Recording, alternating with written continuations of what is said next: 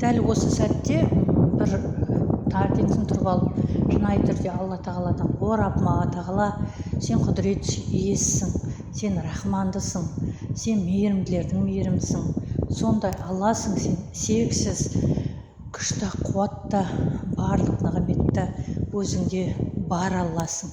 Мақтау мадақтау өзіңе тән. Пайғамбарымызға Алланың игілігімен сәлем болсын. Я Раббым, алла тағала, бізді біліп білместен күнәмізді кешіріп, қабір азабынан, от азабынан сақтап, менің нәпсіме ерген, кінәратқа батқан күнәмді кешіріп, тәубемді қабыл етші Раббым, алла тағала. Сен менің Раббымсың, мен сенің құлыңмын.